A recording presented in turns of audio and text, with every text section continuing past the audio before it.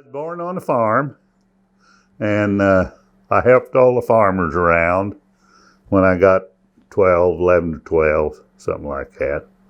But I came out here in 62, and I started up at the tipple, and I was a sample boy to start out. They were building Brutus when I hired on. And so I went from sample boy to dropping cars. They had them railroad cars they filled with coal down at the tipple. So I done that for a while, and then this job at Oiling come open, and I came down here and was on Brutus.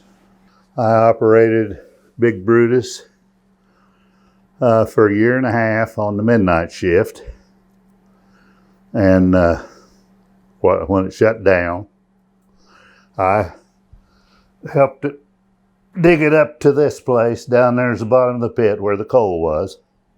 And Dave Kimry, he was the one that finished with the digging the coal. Okay.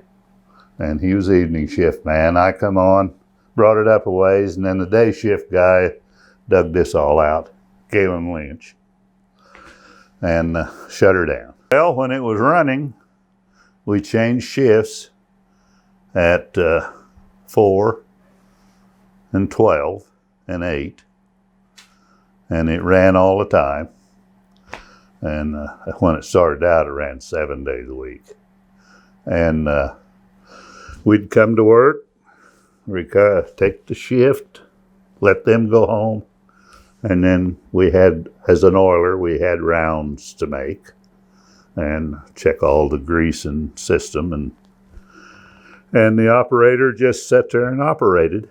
We had a couple of crumbs like you have on every job, but I think we done all right. When we first started, we didn't have days off or sick days or anything like that. And so we'd come to work sick, and the guys would cover for us on the shift. I never did feel like it was dangerous. I climbed the boom twice a shift while it was running, and checked everything up there. That's all automatic oiled up there. But that was one of the things I had to do.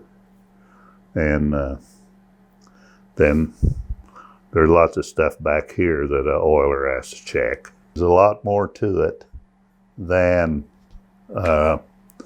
what it looks like. All they see is us coming to work and going home, you know. We gave tours, and I don't know if it's legal or not, but we gave tours when somebody would drive down in the pit. And so that sometimes was very interesting. And no, I never did think it was dangerous. There's handrails. You'd have to jump off, you know, if you wouldn't fall off. I remember I was dropping coal cars down at the tipple when they assassinated Kennedy. That always comes to mind. Everybody I worked with all the time I was on the shovel was always a stand-up guy. And so, and all that time, there never was a lady, a female, in any parts of the coal mining that I knew of. They may have been in the office, but as far as working out in the industry, it just didn't happen.